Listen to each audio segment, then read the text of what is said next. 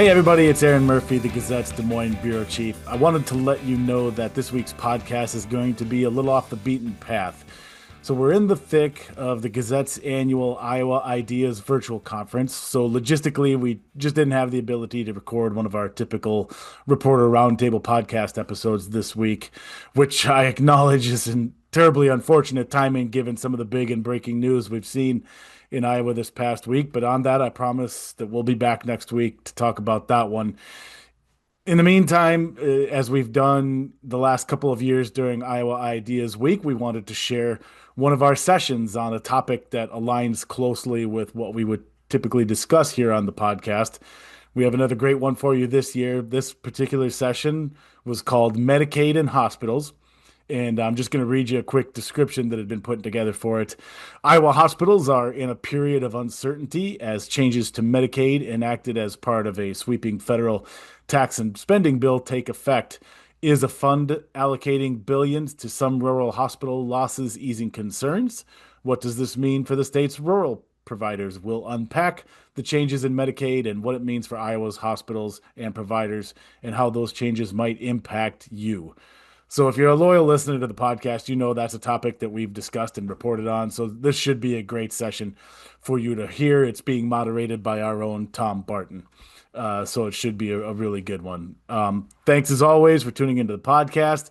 And again, we'll be back next week with our regular format. Plus next week, hopefully, and I pray I'm not jinxing here, I'm literally knocking on wood, we'll have an exciting announcement for you about some future podcast episodes. So you want to tune in for that.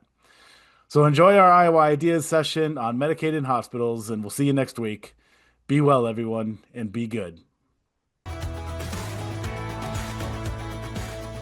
At Myron Construction, our passionate team members rally together every day to create meaningful connections and capture what truly matters.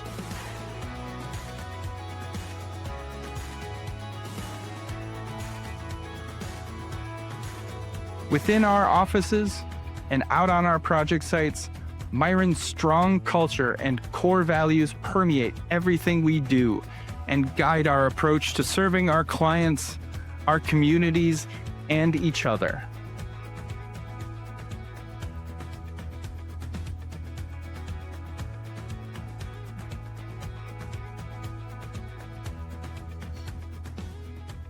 Together, we're building excellence.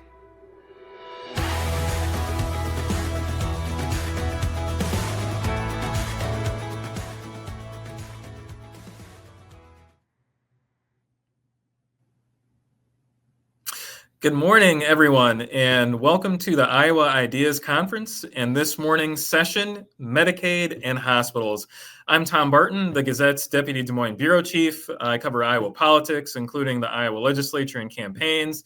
I'll be serving as your moderator, helping to guide today's discussion and conversation as part of Iowa Ideas, which seeks to explore the issues, address challenges, and share the big ideas that will shape the future of Iowa.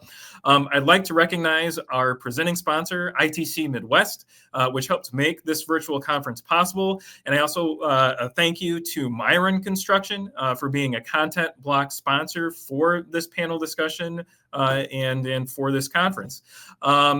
A reminder that audience members can submit questions to our panelists through the Q&A function. The session is also being recorded and closed captioning access should be available. And joining me are Chris Mitchell, President and CEO of the Iowa Hospital Association. Welcome, Chris. Good morning. Welcome. Thank you. We also have Shelley Cleverly, Chief Financial Officer with Washington County Hospital and Clinics. Welcome, Shelley. Thanks, Tom. Yeah. And we have Bill Grimm, CEO of Community Health Centers of Southeastern Iowa. Welcome, Bill. Thank you, Tom. Yeah, again, thank you all for being here. Appreciate you lending your expertise to this discussion. So I'll just kind of set the stage. Iowa hospitals are in a period of uncertainty as changes to Medicaid enacted as part of the sweeping tax and spending bill take effect. Is a fund allocating billions to some rural hospital, or excuse me, is a fund allocating billions to some rural hospitals to help cover their losses, easing concerns. What does this mean for the state's rural providers? We'll unpack the changes in Medicaid and what it means for Iowa's hospitals and providers, and how those changes might impact you. So as I mentioned, Iowa's hospitals are navigating a period of significant change and uncertainty. As many of you know, recent federal legislation has included major adjustments to Medicaid. Like I said, on one hand, there is a new fund, federal fund designed to offset rural hospital losses, again, with billions of dollars allocated nationally to help stabilize struggling providers. On the other hand, hospitals and clinics are still trying to understand how these new rules will affect daily operations, patient access, and long-term financial sustainability. Roughly 700,000 Iowans depend on Medicaid for their healthcare coverage, and many of the state's rural providers are lifelines in their communities. So again, the question is whether the funding will be enough to address pressures hospitals are facing, from workforce shortages and rising costs to changes in reimbursement and eligibility. Like I said, that's what we'll be unpacking today with our panel. Chris, I'm going to kind of start this conversation off with you. I guess, how would you describe the current level of uncertainty hospitals are facing with these upcoming Medicaid changes? Yeah, absolutely. Thanks, Tom. Hospitals are entering a period of deep uncertainty following the passage of the One Beautiful Bill Act, or OBA, or HR1. It's been many names to it, but effectively, the potential loss of coverage for thousands of Iowans, combined with the financial strain from changes to reducing payments to Medicaid, puts pressure on the very communities, as you mentioned, our lifelines and our communities rely on. And particularly for our rural and safety net hospitals, the stakes are especially high. But despite all of this disruption, I will tell you, as I talk to hospital leaders from across the state, their mission remains clear: to care for their community, to adapt to the changes, and continue to advocate on behalf of hospitals and the patients they serve. And they are all stepping up, not just really to manage the risk, but more importantly, to protect access, strengthen partnerships, which we'll hear a little bit about today from some of our other partners in the community, and to ensure that no patient is left behind and they can get the care where they need it and when they need it. Yeah. So from your perspective, I guess, what are the most significant provisions in the new tax and spending bill that directly impact hospitals in this state? Yeah, I think you touched on the one piece, and I look forward to talking more about the $50 billion Rural Health Transformation Fund. But I think in addition to that, we know that given the passage of this, it proposes about $1 trillion in cuts to healthcare across the country. And in Iowa, what I'd say is the most significant cut to the Medicaid program is some of the limitations they put on our directed payment program, which essentially started 3 years ago and really was the first time in 10 years that we've had any sort of investment in the Medicaid program. So to see that potentially cut in half when this bill is in full effect is certainly the most problematic. I think on the flip side of that, there is some time here. They put a delay into the bill, so the cuts don't come into effect really in Iowa until July 1, 2028. So I know that hospital leaders and policymakers are using that time to continue to figure out how we're going to mitigate these cuts and ensure that patients continue to enjoy the access to care that they have now. Yeah. I don't want to get too into the weeds, but for those who may be watching and listening who aren't familiar, can you kind of describe just briefly those directed payments that you mentioned, kind of what they are and how hospitals use those? Yeah, sure. So Iowa's directed payment program essentially provides utilization and delivery. The payment program provides supplemental payments to hospitals to help advance the state's healthcare priorities. This is obviously a partner with the state as well as the federal government. So CMS essentially requires that these payments that get sent out to hospitals quarterly are tied to utilization and delivery of service, and are measured on the use of these by taking a look at certain quality metrics that align with the state's quality strategy. So these funds were allotted to Iowa to essentially boost Medicaid payments, work to increase quality, and preserve access to care. And if you then think about some of the cuts coming down the road, the program will essentially be cut in half when this bill is fully implemented, which will have significant impact on hospitals who were just beginning to climb their way out of some of the financial strains that were brought on by the pandemic a few years ago. All right. Bill, I was wondering if you can kind of add the community health center perspective. Are you experiencing similar uncertainty, or do they face unique challenges within Medicaid reimbursement and patient mix? We are experiencing the same challenge, and we're relying on the Iowa PCA, who's working, I believe, with the Iowa Hospital Association on what this $50 billion grant will do for us. So we don't know yet what that means for us. But as a community health center and someone who's been in hospital administration for almost 20 years, we're actually seeing not just cuts from Medicaid that we have to plan for, but 340B program getting,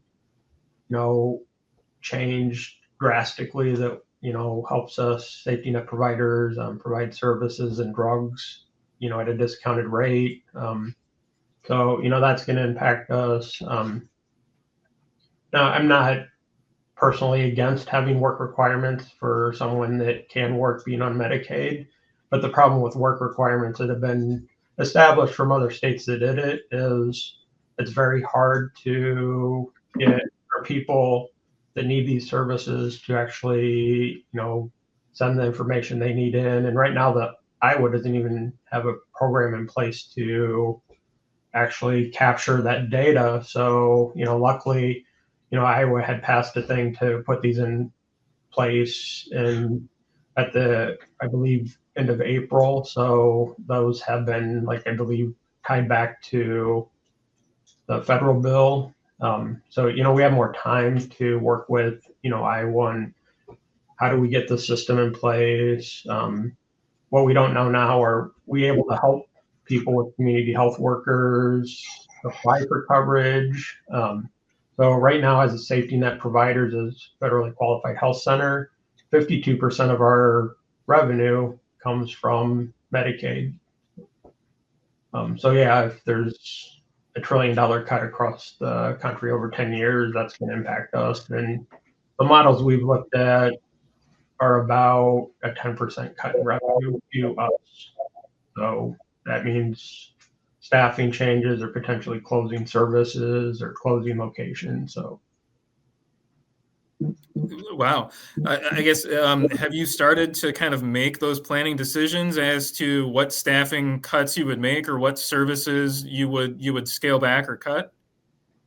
We have not fully made the decisions, but I will say I've been here about a year. I moved from Ohio to Iowa, and in the last year, we've actually cut our FTE count from almost 197 to we'll be at 157 people in preparation for these changes. So, that's 40 Iowans that aren't working because we have to be ready for these things. But we still have the same amount of patients that need care. So it's just putting more on fewer people to provide that care. And then, we haven't talked yet about the fact that wages, we have to match the hospital wages, so right now, we have to give people raises or they're leaving. So, and there's just not the funding to do it. So basically anytime someone resigns from a position here, we're making a hard decision. Is this absolutely necessary to replace this position, or how can we leverage technology, AI, to replace some of these positions? Yeah. So those 40 positions that you mentioned, I guess, how much of that is due to attrition? We have not done any layoff at all, so it was all attrition. So Okay. I will say we were a little overstaffed here when I came on board about a year ago. So I think we've right-sized, but we can't really go under where we're at right now without really impacting patient care. Yeah. All right. So we've mentioned this earlier. I guess let's delve into it. The bill includes a $50 billion rural health transformation fund. And Chris, you can correct me here if I'm wrong. I believe half is allocated evenly to states and then half through federal grants. Is this a meaningful solution, or is this more of a temporary patch? Yeah, I mean, can I answer? It's neither really, and I'm happy to clarify that a little bit more. Yeah, please do. Yeah, I think first and foremost, if you talk about the intent or how this was marketed, I think folks generally believe that, hey, rural hospitals are going to be cut and they're important in the communities they're in. As a result of this, we are going to create this $50 billion fund in order to help rural hospitals. But none of these funding can be used to replace the cuts that were put into effect. The name Rural Health Transformation Fund, if you've listened to the Secretary Kennedy, it's really to do two things from their perspective: to transform how rural healthcare is delivered, and also to continue to push forward the Make America Healthy Again agenda. And that to me is distinctly different than mitigating the cuts that we're facing. I think our members are very much engaged in the discussion and trying to shape how these funds can be used and benefit rural hospitals. But I will tell you, they are not believing that this funding will mitigate the cuts that are coming down the pike here over time.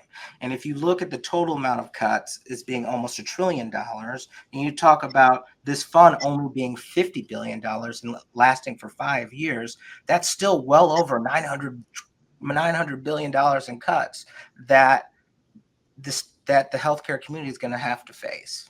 Right. Do you know at this point what the cuts would amount to, or what that looked like in Iowa, and what the state would stand to receive or gain from this rural health fund? Yeah, so the application process is ongoing right now. So we are working closely with the state. I believe that the applications are due November 15th, and the awards will be announced before the end of the year. I think we feel confident from where we sit that Iowa will get the $100 million that's allocated evenly amongst all states. And we do believe we will receive an additional amount above that, given some of the criteria based on the strength of our application. So, more than $100 million is likely. I can't tell you much more than that. As it relates to the cuts to Iowa, from the directed payment program alone that we talked about earlier, we're talking about $750 million worth of cuts to Iowa. So again, that doesn't cover the shortfall whatsoever, and the funds again can't be used to pay for the delivery of healthcare services. Yeah. Shelley, you raised this question in our pre-panel discussion. In that question, how do hospitals actually use these funds for workforce retention or technology like telemedicine and AI? I guess, what opportunities do you see? What pitfalls? Yeah, the funds really should be prioritized to ensure that patient care remains intact and that care can still be delivered albeit more efficiently and for less cost.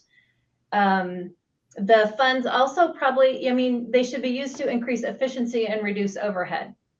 So AI and investing in technology, that has the opportunity to do both of those things. Telemedicine can be really effective when it's appropriately paid for, when the providers are being compensated for the care, and when there's reliable service, where there's the capacity to provide reliable service. And that isn't always the case.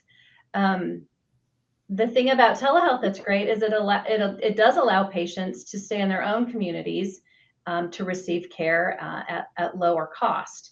So, there are some opportunities, but, I really like that Chris mentioned that the $50 billion really doesn't touch the cuts that we're going to receive. It's kind of a completely separate bucket of money. And we don't really know what that looks like. And, the state is putting in the application, doing what we're supposed to do so that we can get our fair share. But then as individual hospitals, we don't know what that next step will be for us to apply for those funds, if it will be a competitive grant, or, kind of how those funds will be allocated amongst the rural providers in the state. Yeah. So a follow-up to that, I guess, have you provided any feedback or guidance to the state as it's developing its application as to, what should be included in there, how the state should prioritize how these funds are used? And if you haven't, I guess, if it were you drafting this application, how would you go about that? Yeah, our CEO has been involved in some talks with some legislatures to kind of talk about what we think is important. And really, we talked a little bit about it already, kind of AI and the investment in technology. That is where things are going. That is kind of the future, not only of healthcare, but of everything. So we want to make sure that we use those funds to invest in those things, because as Bill mentioned, the workforce strain, the increasing efficiency, decreasing cost, all of that, AI and technology can help with that. Yeah. So I'm sorry, Chris, did you want to jump in there? Yeah, I just wanted to jump in on the providing feedback. I think in addition to what Shelley said, we've held a series of meetings, surveyed the membership, and we've heard from almost 100 hospitals within Iowa what the priorities are for the spending of the Rural Health Transformation Fund. And we've been able to share that with the state. So they've been a great partner thus far in trying to understand the needs of rural hospitals to best put this application together. Yeah, and in general, what has been the feedback from those hospitals? Yeah, I mean, I think Shelley really touched on the general consensus. To me, it really fits inside the access to care bucket, whether that's workforce related. What can we do to continue to recruit and retain the healthcare workers that we have? Is there a way to leverage technology to help really give our physicians more time at the bedside instead of filling out reports and forms? So just really trying to be creative and make sure access is continued to be available in rural areas. Yeah. Bill, one thing I wanted to follow up on that you mentioned, and I'm kind of curious if you can elaborate, I guess, are there particular services, or I guess what services do you see, I guess, most at risk, even with this fund in place? I think, our service location that's most at risk is one that's in Columbus City, which I know Shelley, the Washington Hospital, also has a clinic in that area. We have probably 35% self-pay there. It's in Louisa County, which is a very rural community. they have a big Tyson plant there, but with some things that we just don't know too is, can we use grant money to provide care for people that are in the country illegally? Because right now there are people in the country illegally that do come to community health centers and hospitals for care. And right now, we're, as a safety net provider, we have a sliding fee scale. So if someone comes without insurance and they're under 200% of federal poverty, they can see a provider for $30. So they're not left with a huge bill. But as more and more people fall off Medicaid, and we have more and more people paying $30. I mean, $30 if you have, 3 visits an hour, that doesn't even cover the provider salary, let alone the support staff, the registration staff, the billers. So, it's just a challenge. And like Chris has said, from hospital CEOs and health center CEOs, we're going to get through this. We're going to come out stronger, but we don't know what it's going to look like. And there's just uncertainty. And that's the biggest thing I think I want, is a certainty, like what funding is going to be here, what's going to be the next step, what are they going to take away next. And it really, for me, comes down to whether people believe healthcare is a right in this country or is a privilege. And unfortunately, I believe, in the US, healthcare is a privilege right now. Because if you have healthcare and you lose your job where you had that healthcare, yes, you can buy a plan, but if you just lost your job, you may not have money to buy a plan. And then we also have the next cliff coming, the ACA tax credits that, the reason the government is shut down, whatever you believe there, without getting political, we need to either extend those tax credits or no, because the pricing of those plans is coming out here for open enrollment. And if people don't know what tax credits are available, they're not going to buy plans. And then we're going to have that, falling on, health centers, and then, ERs, where patients lose their insurance, and ERs aren't meant for primary care, but that's going to happen. So, I mean, we just have so many things happening, and, we'll get through it, but we really want certainty. So. Yeah. So as we've mentioned, beyond funding formulas, hospitals are also dealing with workforce shortages, tight budgets, rising demand.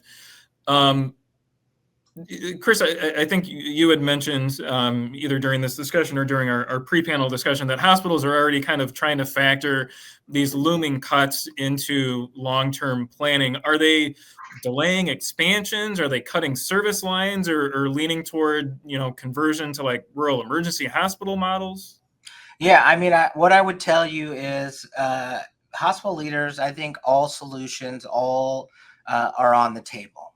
And the simple fact is, from a hospital financing standpoint, on about average, half of the revenue at hospitals is either related to Medicare, which is controlled by the federal government, or Medicaid, which is a state-federal partnership. And they determine how much hospitals will be paid. So over half of their revenue is sort of baked in, and there's not much they can do about that. So if you think about that, it doesn't really leave a lot of levers for hospitals to mitigate these cuts. And so really the first natural, and I'm sure Shelley would agree with me, it's like, well, do we have to offer certain levels of service lines? Does it make sense there? Or we have to lay off staff, like Bill has talked about. And none of those really do anything except threaten access to care in the community. And so if a hospital closes their labor and delivery services due to these Medicaid cuts, it's not just the Medicaid population who is impacted. It's every single Iowan in that community now does not have access to OB and delivery services in that community, and will have to travel someplace else. So do you anticipate more closures in the future, in the near term? What I would say is, yes, I would expect that some services will have to be reduced as a result of this. I mean, we've seen we went about 20 years in Iowa without a single hospital closing. And then I think over the past 4 years, 3 hospitals in Iowa have closed. So we know that there is a reduction of services in communities across Iowa. And I don't think the passage of this One Big Beautiful Bill Act does anything to mitigate that. It might actually speed some of those processes up. Okay.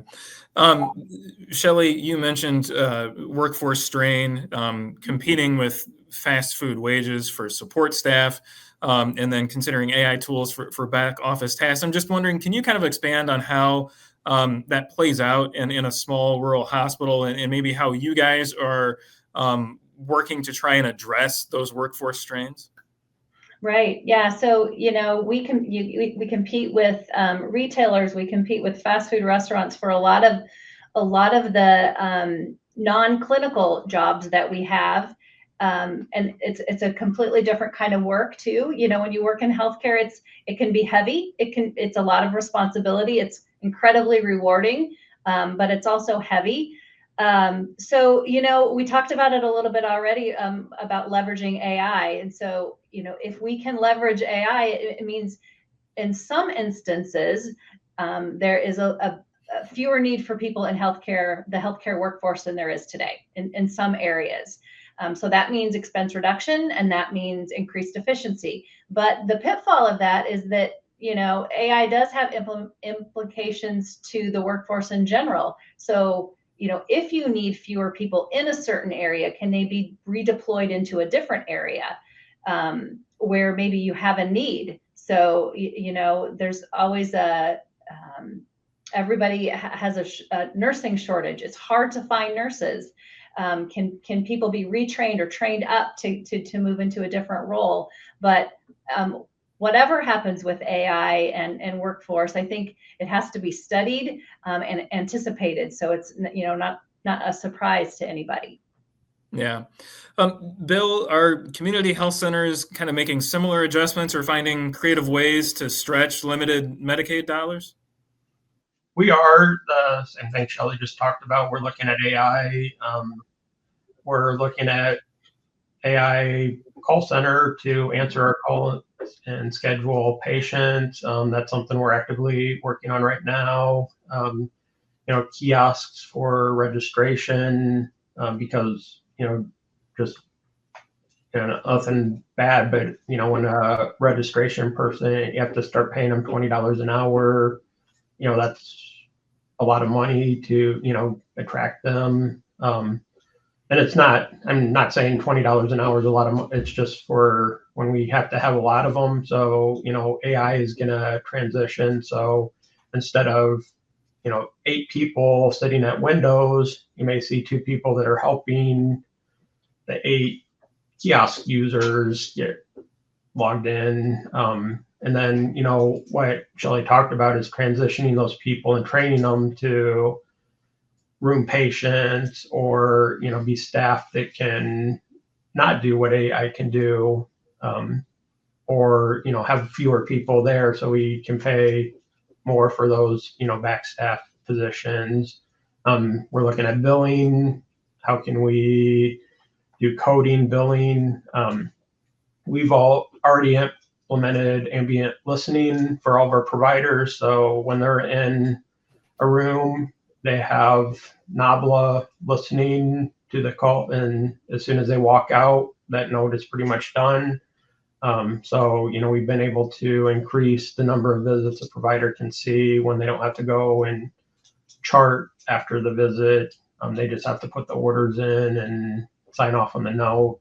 So that's been helpful. We've already implemented that. And so we're looking at AI. Unfortunately, AI is in its infancy, I can't say that word, sorry. Infancy, yeah. Yeah, infancy. And, we're still, looking at the solutions out there, but, AI comes with a cost too. It's not cheap to buy, different AI solutions and that kind of thing. So, that's probably where some of that 50 billion will come in, is helping us, put some AI solutions in place. All right. So, at the end of the day, it's not just about institutions, it's about patients and communities. I'm curious, what happens to patient costs, wait times, or health outcomes if hospitals are being forced to scale back? And I'll just kind of throw that out to the group. I don't know if anybody wants to start. So Medicaid cuts will require all hospitals, all medical professionals to make choices about the services that they can provide. When there's less money in the system, there's less access and less choices for everybody. And that's just what will happen. We currently provide some services that aren't profitable, but they meet a community need, so we provide them. If these services aren't subsidized through something else, some other source in the future, then they will be at risk of being cut. Like Chris mentioned earlier, that's what's happened to OB in much of the state. So in order to sustain core services like primary care or emergency department, OB had to be cut so that funding could be focused to that. So, I think this is going to be a big impact in all of those areas all across the country. Yeah. Aside from OB, are there any other examples? So we closed our OB in 2018. So that is a service that we at that point decided that we didn't have the number of births to sustain that service line, and we chose to kind of refocus on some of the primary care services that we provide. I would assume that there will be, as Bill mentioned, potentially clinics that could close, clinics that are maybe located in more rural areas. The other service line I think that I hear a lot about potentially is behavioral health services. Again, as Shelley mentioned, usually filling a community need, but outside of that, there are significant costs and liabilities associated with it, just like OB services. So that would be another one that I would lift up that could have potential to be cut from some rural facilities as these cuts continue to move forward. And really for hospitals, it's sort of a double whammy here, right? So we know that the Medicaid cuts will force hospitals to either reduce or try to maintain access to services. But then on the other side, we know that some folks who are eligible for healthcare today will not be eligible for healthcare once this bill is fully implemented. So those folks who are going to see their doctor every single year in their doctor's office or a community center or a clinic, now wait till they get so sick that they show up to the emergency room where we have to treat them. Again, they do not have health insurance. So there will be a cost to that for hospitals as well. So really, from our perspective, not only does that impact the hospitals, but you talk about wait times. Well, if people who shouldn't be in the ED are in the ED, and then Tom, you show up there with an emergency, then the response to you and the response to the care you need might be delayed as a result of that. Gotcha. Just a reminder to our audience members, people who are watching and listening, if you have questions for our panelists, if there's a issue you're interested in, or again, if you have a question, put that in the chat, and we will get to as many as we can in our remaining time here. So let's kind of look toward the future. I guess, what would you like state lawmakers or Congress to do to provide stability? And maybe Shelley, I'll start this off with you. So I think, we would really like a conservative approach to the Medicaid restructuring, kind of the slow roll rather than all of it all at once, so that we have time to adjust to those changes. So anything that Congress could do from that perspective would be incredibly helpful. Okay. Bill, what about for you? I'd second that, just slowing down the changes and having consistency, and because we need to know what's happening so we can plan. Chris? Yeah, I certainly would echo that. If these cuts have to go forward, certainly allowing hospitals and community health centers and communities to brace for those with a longer tail. But really, I look at this 3-year period is really an opportunity for hospitals and communities to continue this conversation about what these cuts would do. And hopefully, when you look forward to 2028, when those cuts are supposed to start to come into effect, well, 2028 also happens to be an election year. And I can tell you, sitting here today, there will be 2 new members of Congress who did not vote on this, who will be elected inside the Iowa delegation. So I certainly would like to get them up to speed about the potential impacts those cuts would have to hospitals, and maybe there would be a change in heart or thinking about mitigating these cuts even further or delaying them out even longer as we try to sort out how to best move forward as a state and a country.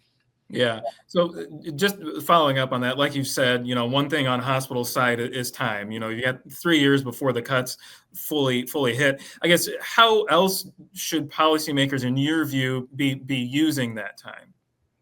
I think they need to be using this time to meet with hospital leaders, hospital trustees, hospital CEOs, hospital workers, community health centers, and really dig into what those cuts are going to mean, not only to that facility, but to the patients they serve, to the employees that work there. I think, Tom, when you and I talked, I made the point that every single person in this country is going to interface with a hospital in some way at some point in their life. And really, to build a tax plan and a bill cutting facilities like that is troubling, at least from my perspective. So I'd really like to, like I said, continue the conversation and talk about the impact that this would have on the communities we serve. Well, and so I guess to that, what would you say to Iowans, just to members of the general public who, as they've been, listening or watching to the news, reading articles about the changes coming up to Medicaid, who, because, maybe they're not on Medicaid, maybe their family members are not on Medicaid, and might have it in their heads that, oh, this doesn't affect me, this doesn't affect my family, this only pertains, to the Medicaid population, to those on Medicaid. I guess, how would you explain to them, why this is, a more global issue? Yeah, I think what I would say to them is even though you and your family are not impacted by Medicaid, the place where you go get your health care is at 2 a.m. if you need help. The hospital will be impacted by those cuts. And if the hospital will be impacted, then you potentially could be impacted as a direct result of that. Shelley, when we spoke in our pre-panel discussion, you talked about the importance of balancing independence with collaboration. I guess, what role do partnerships, and we've talked a little bit about telehealth, but I'm kind of curious, what role do partnerships or regional models play, I guess, in terms of like a long-term strategy in addressing some of these issues that we've addressed? Yeah, so So yeah, independence is really important to us because it allows us to focus on our community, like solely on our community. So that's why that's really important to us. But partnering and collaborating is really important because it allows us to enhance the services that we provide within our community with bigger tertiary places. Like they can bring additional services in. Regional models would be great if hospitals can work together rather than compete with each other to provide additional services to communities. Bill, I'm curious, I guess, how do you see community health centers evolving under this new Medicaid reality? Sorry, I was muted there. So, I mean, there's honestly across the United States community health centers that are getting closed. I mean, they can't stay in business. I mean, there's community health centers across the state that have less than 60 days of cash on hand to provide care. So I mean, we're in a decent position right now, but in 2 years that could be totally different. So with these changes coming, so it's truly potentially seeing community health centers across the United States close. They've already closed in Chicago and throughout different states. So I think we're going to see more of that, unfortunately, and then that safety net provider will be gone. And then people will use hospitals, unfortunately, as a safety net provider, and hospital ERs aren't meant for primary care. As Chris said, people will get sicker and sicker. Diabetes will get out of control, and then people will need dialysis, and then they're gonna cost the system actually more money. If we can do primary care well and keep people keep their diabetes under control, then they don't need dialysis, they don't need amputations. So that's what we need to do, is make primary care the primary responsibility and the driver of healthcare and lowering the cost. Yeah, if you don't mind, can you talk just a little bit, I guess, about the populations that you serve through your health centers? Yeah, so we serve any patient that walks in our door, and that could be someone with commercial insurance, someone with Medicare, someone with Medicaid, someone without insurance. So we do, as part of our federal grant, we do are required to provide a sliding fee scale for our patients. So people, when they learn that, or don't have insurance for whatever reason, they turn to community health centers because it is a set fee. I know hospitals have different care programs, that can reduce the cost of care. But it's pretty set. If you call us and you say, this is my income and this is how much I make, or that your income, and that you have no insurance, we'll tell you, yes, you can come in for a primary care visit for $30. And if you need your medication, we can provide it at a reduced rate because of 340B or the 340B program. So we can really tell people, this is how much it's going to cost for your care. The struggle we have with that is, when someone comes in and they do need services like x-rays, we have agreements with hospitals, but there's not enough specialists and avenues for those people that need that specialty care. So we can really provide that primary care, but we don't focus on specialty care. So yeah. For those unfamiliar, I guess just briefly, what is the 340B program? I I don't know, Chris, do you want to define it, or do you want me to? It's a program that allows us to right now buy prescriptions at a reduced rate from the manufacturers. And the great thing about the 340B program is it's not tax funded at all. So it's all taken, a little of the profits from the drug companies and allowing us to use those drugs to lower the cost of care or provide services.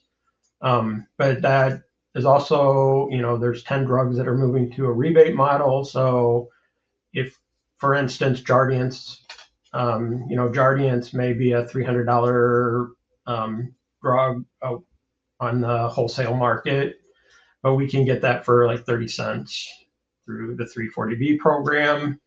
And then we can provide that Jardiance to a patient for, 30 cents plus a small dispensing fee, for our patients. So, then they can get that drug. Well, Jardiance is one that's going to move to a rebate model. So we have to pay the full cost of Jardiance, and then we'll be able to, once we've used that full bottle, turn that in for a rebate. But then we have to actually cover the cost of that drug until we've used that full bottle. So that's kind of the gist of the 340B. And I know hospitals, they can, Chris or Shelley could talk more about it, but use it for like chemotherapy drugs and, infusions. So it really helps lower the cost of those drugs. So I don't know if Shelley or Chris wanted to talk more about it. I think I think that the thing about 340B is, it helps patients be able to afford the medication, but it saves the hospital or the community health center on the cost of that drug, so that the money that they before we're using to pay to buy the drugs, they can focus on maybe hiring another doctor so they can see more patients. And, so it's kind of a reallocation of the expense to help provide services to the community. The 340B program is a really beneficial program, and it's under a lot of scrutiny right now. So I do hope that legislators really look into that and pay attention to that and understand the impact if that does, if there's any changes to that program as well. All right. One question that I have, we've been talking about all of the changes involved under the reconciliation bill, the quote unquote one big beautiful bill. The arguments that we've been hearing from Republicans in support of these changes, in support of the legislation, is that Medicaid in its current form is unsustainable, that the current trajectory of Medicaid and Medicaid funding is not sustainable, and changes need to be made to constrain cost. And their argument and their estimation, they say that they believe that these changes, including the work requirements, will strengthen Medicaid and make it better for the core individual or population of people, that it was meant to serve and to address. And so I guess, how do you respond, I guess, to those arguments or statements from Republicans? And I'll just throw this out to the group. Yeah, I guess I'll bite the bullet on this one and jump in here. I think really from my perspective, over the past, how many minutes we've been here for, roughly 52 minutes or something. Forgive me if my math is wrong. You've heard from a hospital leader, you've heard from a community health leader that these cuts to Medicaid would be damaging to them. So what good is a strong Medicaid program if the recipients of Medicaid have nowhere to go to get the care that they need, or can't get the care that they need in a timely fashion? So I guess I would agree to disagree on that. If the places where folks need to get healthcare delivered are negatively impacted, then to me, the Medicaid population is negatively impacted, as well as the rest of the communities who aren't on Medicaid, because those cuts impact all Iowans.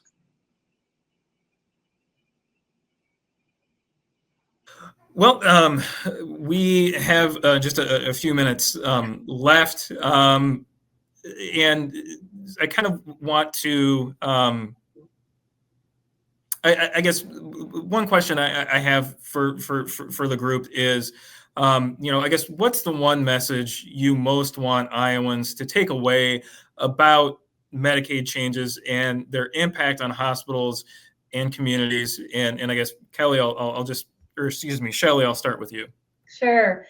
So to Chris's point too, so I think we can all acknowledge that where there is waste or abuse in any government system, we should work to reduce that, right? I think we would all agree on that. But I think the most important thing to understand about these changes to Medicaid is that they don't just alter the policy, they affect real people and the health of entire communities. So hospitals, especially in rural Iowa, are really the backbone of their town. And when Medicaid coverage is reduced or reimbursement falls short, hospitals face really serious challenges in keeping their services open, retaining staff, and staying financially stable.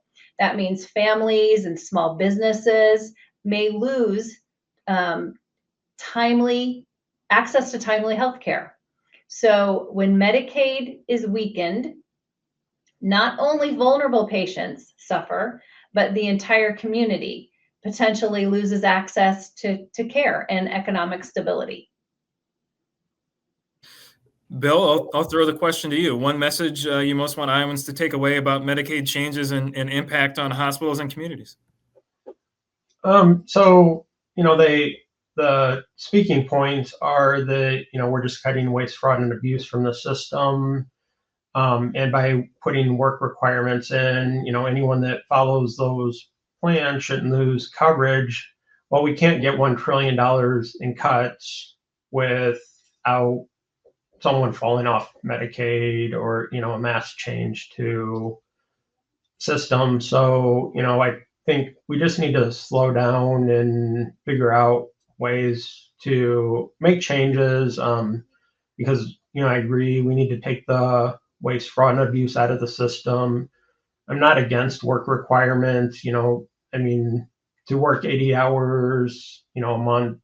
I don't think that's unreasonable, but a lot of the people on the system don't have the technology to send that application in, or, they just don't know how. So I think, our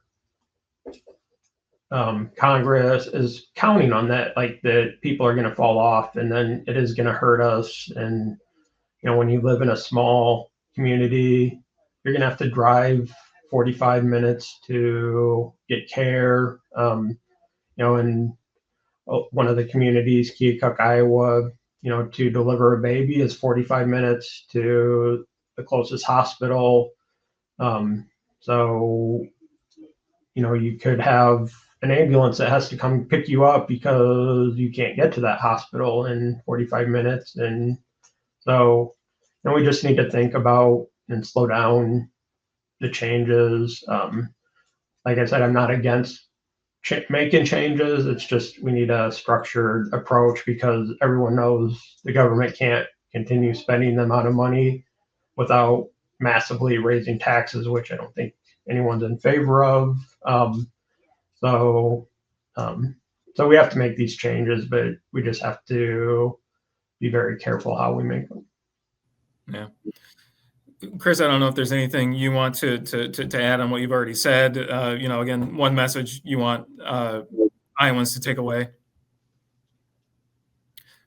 I'm sorry, you're muted. I almost made it all the way through without messing that up until then. But anyway, I would just echo some of the points of my colleagues here on the panel. I think, from my perspective, one, I don't think there's anybody who is supportive of waste, fraud, and abuse continuing in anything. So I think we're all on the same page about that. But my message to folks would be, if you want to continue to enjoy the service and the access to healthcare that you have in your community, you need to speak to your elected officials about the importance of the hospital and to remind them to be very careful as they move forward with any potential major policy changes or major cuts to ensure that it does not negatively impact the delivery of patient care. All right. We've got about 2 minutes left. I guess just really quickly, jumping off of what Chris said, I'll throw this question to Shelley and Bill just quickly. What is one thing Iowans can do if they are, concerned about the future of Medicaid and the future of rural healthcare? How can they do something to change this or get involved? I think Chris hit the nail on the head. Talk to your legislators, advocate on behalf of your hospital or your clinic. Learn, right? Like, understand really what the impact of this is, and then just advocate on our behalf. Bill, anything to add there? No, I would second that we have to talk to both the state and local Congress and senators. We have to really understand and don't learn about healthcare from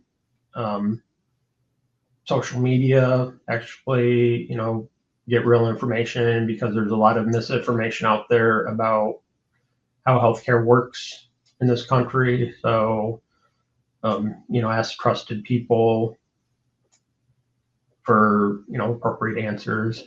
Yeah. Well, great. Well, I want to thank our panelists, Chris Mitchell, Shelley Cleverly, and Bill Grimm, for their insights and participating in this. Thank you to our audience for your interest, and thank you again to our sponsors, ITC Midwest and Myron Construction. Up next at 1 o'clock, our closing keynote will feature someone who has helped shape Iowa's food and beverage scene into what it is today, with nearly 4 decades of hospitality experience. Doug Goach, and I apologize if I'm mispronouncing, not only co-founded Big Grove Brewery, but also built partnerships behind some of Iowa's most celebrated restaurants. So that's coming up at 1 o'clock. Encourage you to check that out. Again, thank you everyone for being here, for participating. Really appreciate the discussion.